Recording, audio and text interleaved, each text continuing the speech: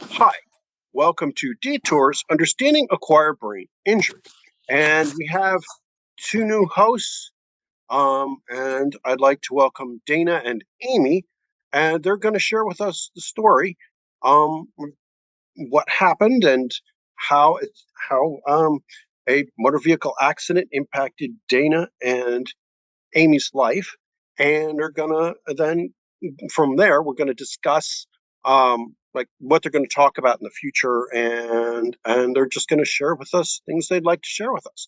So, Dana, floor is yours. If you'd like to. Hi, I'm Dana, and this is Amy. Hi. Hi, Amy. I was in a car accident with a semi truck. Okay.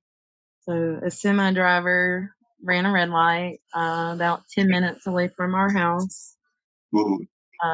My oldest son, her older brother, and her best friend, Melena, Eric and Melena was sitting in the back seat with Amy. Mhm. Amy was sitting in the middle, Melena was sitting behind the passenger, and Eric was sitting behind the driver. And they were attempting to make a left turn from a turning lane that had a green arrow showing them they had the right of way. Mhm. And about halfway through their turn, they realized the semi driver wasn't slowing down. In the car, they tried to hit the gas a little bit faster once he kind of come to terms with what was fixing to happen. And unfortunately, the semi driver wasn't even looking at the road. It's like he didn't even see him because when we watched the video from his cab, he never slowed down. He never tried to swerve. He had plenty of time to stop, but he chose not to. And it killed Amy's best friend since she was 4. Instantly, she turned towards Amy, so it kind of exploded the back of her brain. And the back seat that Amy was sitting in, she had her seatbelt on, and it actually ripped the door off of the back of the car. It was still stuck to the front of the semi, and the back seat was pushed into the area where the trunk should have been, and Amy was still attached to the seat by the seatbelt. Um, well, the boy that was sitting in the front passenger seat actually called my other son to let me know that they had been in a car accident.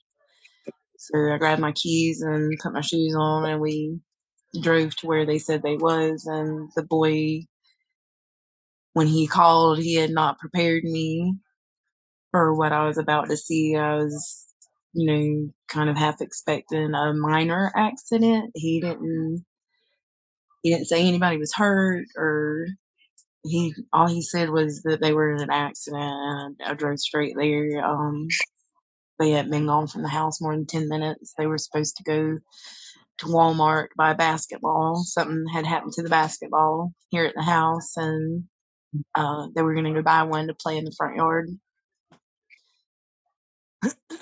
So when I got to the scene, there were ambulances all backed up to the car, and they wouldn't let me close to the vehicle, and they couldn't tell me what was going on. The only thing I could gather was that all 3 of the boys that were in the car were okay, but neither one of the girls had ID on them, and they couldn't tell me anything other than somebody had deceased. But the way they said it, they said somebody was deceased in transport. So in my mind, I'm thinking, they're trying to revive somebody, whoever it is, they're trying to revive somebody on the way to the hospital. They wouldn't let me drive away from the scene of the accident because I was so emotionally distraught. So I actually had to call my dad and wait for him to come pick me up. And in the meantime, while I was waiting for him to come pick me up, I had to call Melena's mother to let her know that Melena had been in a car accident and they wouldn't tell me anything that was going on. So we met at the hospital, and right away they told her that they couldn't figure out where her daughter was. And they put us in a waiting room. They they eventually came in and asked us a bunch of questions, like if we knew what the kids were wearing, anything distinct about them, because both of the girls looked very similar. They had long dark hair and a lot of the same features. So I was able to tell them that Amy had actually just got her nails done about 2 days prior. So they were able to identify which child they had at the hospital by her nails. And when they come and got me to let me know that they were taking me to see Eric first, because Eric was unconscious when everybody arrived at the vehicle, and he woke up in the ambulance and has no memory of that day. He doesn't know what happened. He had a concussion, a pretty bad concussion, but he was overall no other injuries. So they then, after I made sure he was okay, they took me up to the fourth floor to the trauma unit, and let me know that I was fixing to see Amy, and they prepared me that she was pretty bad. So they let me go in, and she had she'd been ventilated. She had the thing coming out of her mouth, um and they had a sheet over her, and honestly, she had one little scratch on her forehead from maybe a glass. But other than that, she looked okay, like she was just passed out sleeping. I took a picture of her at that time, and then they pulled me to the side and said they were waiting for me to sign a piece of paper to drill a hole into her skull so that they could relieve some of the bleeding and the swelling. And they wanted to put in some wires for a monitor to be able to monitor the swelling and the bleeding. They let me know that both of her lungs had collapsed, and she had multiple fractured ribs, three on one side and one on the other. There was a tear in her kidney and in her liver, um, and then she had a pretty bad cut on the right side of her leg. But so they had me sign a piece of paper and said that they were literally getting ready to do the procedure, so I had to step out. And I then went to find my friend Shona, which was Melena's mom, and I could hear her screaming from inside the hospital. So, um, I already knew the news that was at hand. Um, After a few hours, they told Eric that he was okay to go home. So I called my younger sister. She came and picked him up from the hospital, and I didn't fill him in on anything that was going on until he was in her car, had a seatbelt on, and I told him about Melina, and I told him that Amy was in pretty bad shape. Um, I told him to go home and get in my bed. So I stayed at the hospital that night. They couldn't really tell me a whole lot up at first. And her first few days were so tense because she had on day 3 she had a blood clot that formed in her right lung, and they had to be very meticulous about removing it, so it didn't travel. It took them 3 hours to remove the blood clot from her lung. She had 2 chest tubes coming out of each side for her lungs to drain the blood, and it was about 2 weeks before they could really tell me what was going on with her brain injury. they had waited for the swelling and the bleeding to subside. And the doctor that came in pretty much told me the words diffuse accidental injury and told me it was a grade 3. Didn't really say much else about it, just told me I should go home and Google it. So the first thing I did was Google diffuse accidental injury, and the very first thing that pops up is that 90% of these patients never regain consciousness again. And that scared me again, all over again. I felt It's hopeless. not that clear cut, and that's the thing too. And I mean, mine was it's not that clear cut, and they should have spent a little more time. You okay, Amy? You guys okay? Yeah. You all right? Because I'm sorry, I'm sure, it's difficult to hear a lot of this stuff again. And those of us who are survivors, we don't, you know, we don't remember that kind of stuff. I don't remember. I know I got very close. They said to needing an ICP monitor. They said if I hadn't started to show a little more aggressively waking up, they said I was within a couple hours of needing one. So, and She I was have no memory unconscious at for all. 5 weeks. And you have no memory, do you, Amy? You don't remember any of it, do you? No, in fact, the No, me accident either. happened in 21, and when she was first able to talk again, she asked us if the year was 2020. Yeah. Like I thought I kept asking my dad the same question. I was like, I got to take my tests. I got to take finals. I got to take the finals. I said again and again and again and again. It just wouldn't stick. Nothing stuck. And it's like I had no memory.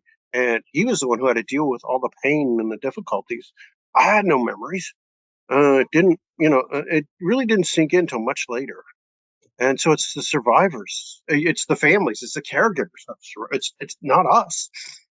And another It's the thing is caretakers that she turned 16 while she was in a coma. So when she did become conscious, it was very hard to convince her that she was no longer 15 years old. Yeah. And she would ask the same question about every 10 minutes. Yep. I asked my dad the same question. Really He just told me go to sleep. He just told me go to sleep, Mark. Go to sleep. Go to bed. Go to bed. Go to bed. Watch TV. Go to bed.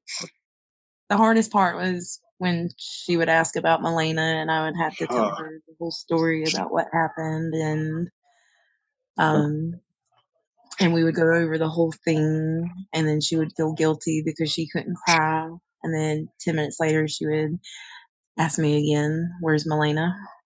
But I bet she felt sad about it though, because not being able to Yes. cry is that's a motor problem. That's got to do with the wiring. That's got nothing to do with the not having the feels. That's the connections here and here. That's electrical wiring. I always say, because there are a lot of other people who have problems with that. And it's got nothing to do with you not being able to feel it. It's the connections are not proper. There's a name for it. We can talk about that later if you want. And there are even some medicines can help if you want. But what matters is you feel. But sometimes there are certain connections that are not working right. She has the emotions. Yeah. Pseudobulbar affect is PBA is a term for this. It's complicated, like most things in neuroscience are. There are some medicines that can help a little bit. And there are some other connections. There's some other terms. It's related to flat affect. It's related to it. It's a whole thing. And I'll gladly talk with you about it if you want. But the neurology behind it has to do with like brainstem connections, midbrain diencephalic connections, and it's a whole thing. That's probably about 5 videos worth to explain all that. Yeah. And long, boring ones, as some of my friends tell me, I don't dumb it down enough. But there's an explanation for it. It's got nothing to do with your emotionally. It's got to do with like it's kind of like movement and other things, the ability to move things and stuff like that. Remember when you were talking about with the hand? Same kind of thing. Okay. It's just it's complicated. The signals. not. Correct. And then the They communication. said the train has come off the track. Right. As in there's maybe a bridge is out would be a good way of putting it out. Okay. Yeah. But it's yeah. It would be exactly. The train not being able to quite make it. It's It took a detour. Yes. Right. It did. And that's why this channel is called that. But anyway, I'm sorry. I mean, that's something I can't even imagine the pain of that, having lost somebody you've been close to for that long. Yeah. So, and you as mom, it's like you're the one who had to deal with the agony. It's like we as survivors, we sleep through it. We don't remember it. We can't form memories. So we're kind of shielded against a lot of these pains, at least for a while. The old Sleeping Beauty kind of thing. You can't worry about it if you don't realize it's going on. Right. But our caretakers bear the brunt of and that's always kind of a challenge. That's one of the things I'm hoping you can help shed some light on for caretakers, things they can do. That's part of why I'm glad to have you on board also. Amy's perspective is unique because she's young and she's gone through a lot as a young survivor, and she'll understand things like that. But you bring understanding as caretaker and things that I don't understand because I'm a survivor. I'm not a caretaker. And there are some of our survivors who are caretakers, but it's different when your whole scope is as a caretaker. And so I'm hoping you can help share some of your wisdom and knowledge as a caretaker. Just like I want from Amy some of her perspective as a young person who's a survivor. Because most of us are old people, got the gray and the fur and stuff like that, or are missing some from the top. So what I'm looking right. So can you tell me what are some of the things that you find hard, Amy? What are some things you find hard to do since you were hurt? So I've always been a single mom, and worked and paid all the bills and took care of everything. So now it's like the financial stress, which that's not even the worst part of it. It's like she gets very angry sometimes. And something might seem small to us, but to her it's a very big deal. I understand.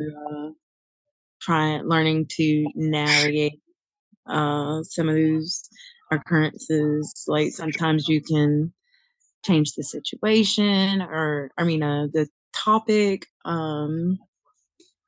or try to relocate. If we're inside, maybe we can go outside, or vice versa. We don't really have a whole lot of help. I've never had the first home nurse visit my house ever. Like even when she came home with a feeding tube, and when she first came home, she was like a newborn baby. She couldn't talk. She couldn't sit up. Couldn't eat. So I've had to re-raise her. Right. She was my baby when she came home, and she learned to talk again. She learned to sit up. She learned to eat. Right now, we're gonna learn to walk again. And I know it can be done. Yes. I had to learn to read, write, do math, all that stuff again. Talk properly. She still had math. Really? Even before she could talk again, you could ask her simple algebra questions, wow. And she could hold her fingers up to tell you the answer. She's ahead of a bunch of us, including adults who did math for. Yeah, she still has a lot of intelligence. Well, it's not a loss of intelligence. It is a disconnection between those higher functions and like access to them. It's almost like, well, again, we'll use the bridge out analogy. You can't get to the library, maybe, because, a big old storm knocked out, the road. Exactly. And that's the same thing for memory. It may still be in there for some of them, But if you can't, I always use the card catalog analogy for memory. I said, those of you who are old enough to remember the card catalog, or if you want to use a computer analogy, the domain name server's out. The files are still there, but if you can't access the domain name server, you can't look them up. Same thing, like if your card catalog problem. Okay, so, well, interesting. So I'll just ask then, it's like, so what strategies do you find are most helpful for both of you to just every day? First of all, we both have to start our day with our medicine. Yep. She takes medicine for anxiety and depression. I take medicine for anxiety and depression. She takes more medicine than I do, but so if we don't take our medicine first thing in the morning, it's not going to be a good day. Anxiety and depression medicine here. Yep. I have alarms on my phone for everything. So when I wake up in the morning, there's an alarm that says, take your medicine. It's like, let's compare what's the same. There's another alarm that goes off at 10 a.m. to remind me to pull something out of the freezer to cook tonight. That's yeah. I have a smart wife to help me with that because I could burn water. So yeah. But I never had good cooking skills. I mean, it was usually even during grad school, it was mostly cereal. When I was working my doctorate, it was cereal and like cold raviolis or cold pizza. But that was undergrad food too. So, I mean, I'm here. So, I mean, it's workable. Cold pizza is not bad. Cold pizza for breakfast is not bad. Cold pizza for breakfast, not bad. Cereal? When I was young, I loved cold pizza in the morning. Cereal for breakfast or dinner, that's fine too. Yeah. May not be the healthiest thing, but I mean, I'm here. Yeah. Mostly. We buy some healthy choice meals, TV dinners and stuff like that sometimes because some days I'm just not able to cook a whole meal. Either I didn't have time or I'm just too wore out. Red days, as we call them. Red dot days. Something in the freezer that we can just throw in the microwave. At least you took that step. At least they went in the microwave. They need him straight. Don't ask. Don't even ask about that. But she was a picky eater there for a little bit. So I kind of started feeding her a little bit before they told me to because she had the feeding tube. But I started off giving her like just the juice from fruit. Yeah, no, that's actually a good idea. And then we worked towards like mashed potatoes and other soft pureed foods. So before she didn't have the feeding tube removed. She removed it herself 3 times. Oh yeah. I couldn't leave her alone for 2 minutes. I swear, just to go pee. I had to get her brothers to watch her just to go pee because she would try to pull the feeding tube out. I had the posy mitts. They gave me the posy mitts to put on her hands. She figured out how to get out of those. Oh no, it's just smart. Clearly, you didn't like those much, did you, Amy? No. No. There was no restraining her. She got out of every restraint we came up with. Good. It's like I just remember they just said I was combative. They didn't tell me those couple days like afterward. No memory of that, but they just said I was aggressive. Well, looks like that aspect of my personality survived a little bit. No discussions on that one, but I was told about the aggressive stage. She wasn't aggressive for the longest time. So she came home last September. And she didn't have an aggressive stage until about 6 months after she came home. Well, they tried to warn me about it, and I was like, most brain injury survivors do have a problem with irritability and aggression. Most of us do all the time. It's just like finding strategies to help us like chill out. I have a whole series of videos on irritability and aggression.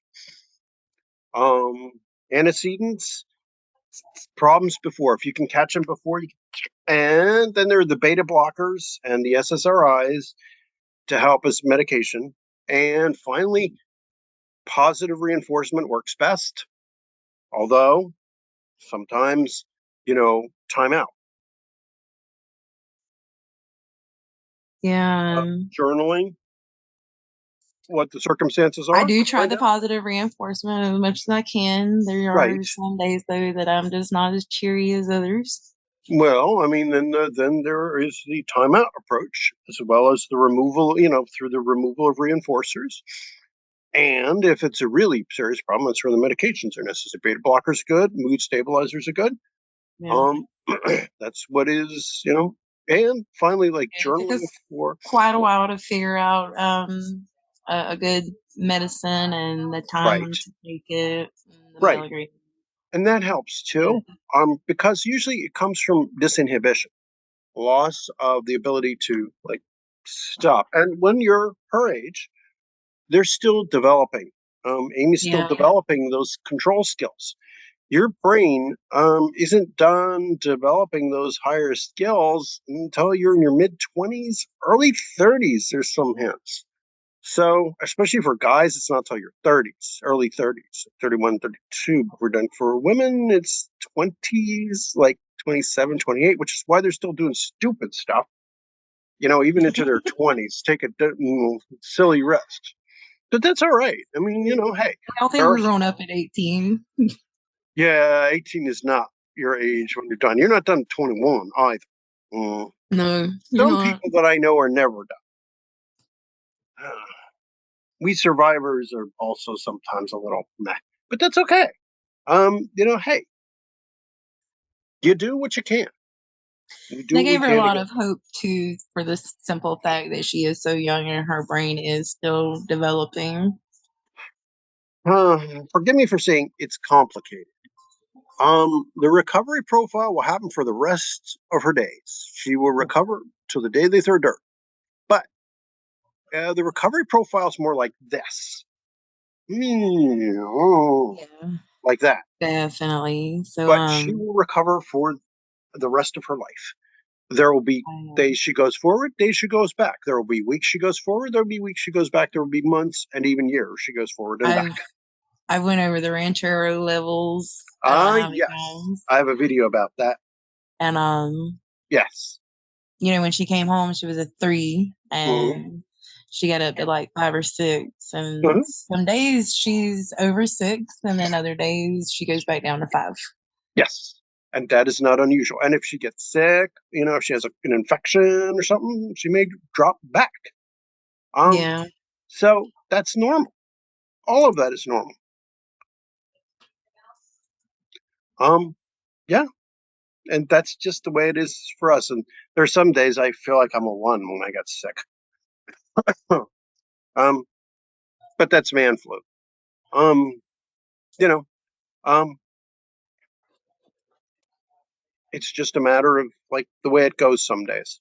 Yeah. And Everybody has good days and everybody has bad days. exactly, we call them red days or green days with Detour's group. All right. So I just want to thank you guys, and we'll be like getting into other things. I mean, is there something that you would like to focus on, or something you'd like to talk about, other than just a good dynamic the two of you guys have between you? Something you feel should be, like Amy? Yes. Did you have double vision? Um, I only have 7%. I am legally blind in my right eye.